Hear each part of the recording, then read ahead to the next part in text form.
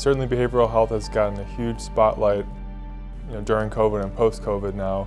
We're seeing an incredible amount of demand for depression as well as other psychiatric conditions.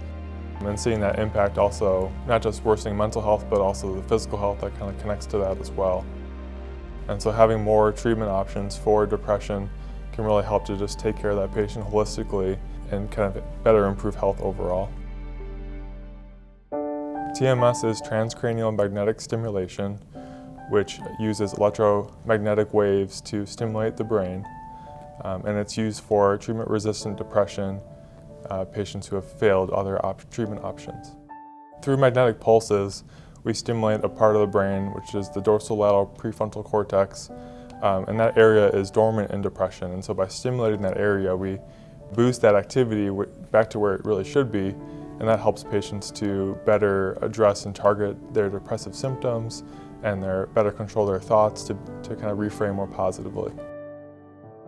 For somebody who's been really suffering from depression, maybe even to the point of having some suicidal ideation, it can provide some relief that they maybe haven't felt before. It's actually brand new to community. We're the first clinic to offer it in the entire network. We just launched back in January, and we've had our first patient finish the treatment course around March or so.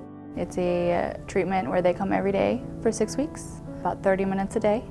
And then at the end of the 6 weeks, we taper for a couple of sessions. And then hopefully by that time, patients are feeling better. We're really looking for patients who, despite our efforts with finding medication, getting services, maybe even in the inpatient setting, are still not doing well, still struggling with some pretty severe depression, anxiety. The other aspect is if someone is really severe and might need something like ECT, this is kind of an in-between step where it's not as intensive or have as much side effects as ECT, but it still can kind of get similar benefits in stimulating the brain. If somebody was going to refer a patient to us, they would send an order through Epic to us, TMS referral. There is also a TMS referral dot phrase. It's like a questionnaire that helps make sure that your patient's a qualifying patient. So some things that would be contraindications for the procedure, there's not very many, but one of the biggest things is a disqualifying diagnosis. So that would be a patient with any psychotic disorder, history of psychotic disorder, or history of bipolar disorder or mania. And the other major medical contraindication would be a history of seizures. Either current seizure disorder or even a history of them in the past would typically be a contraindication to this. For prior authorization purposes, the more detailed the better.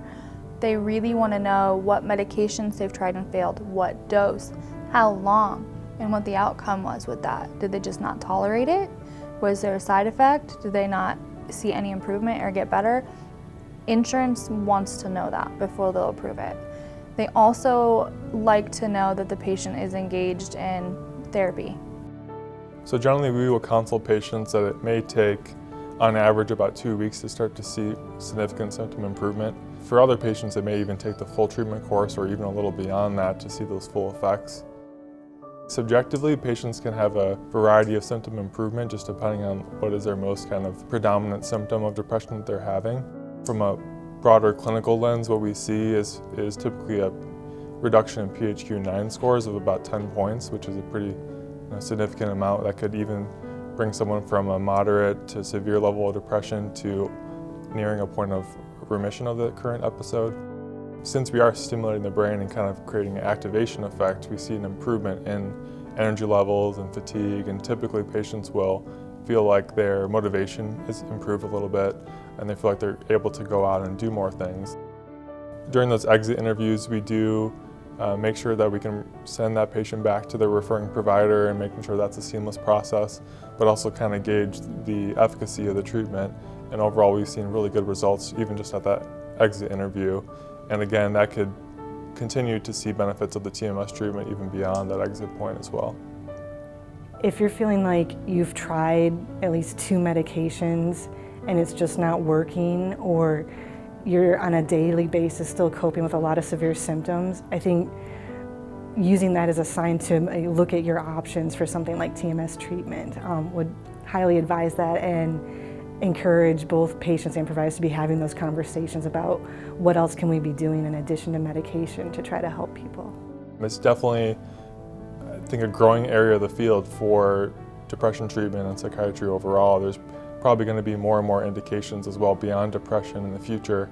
There's already been FDA approvals for other things like OCD and smoking, etc. Right now we're focused on depression, but that certainly will probably be the wave of the future as far as treating depression is using this treatment more and more.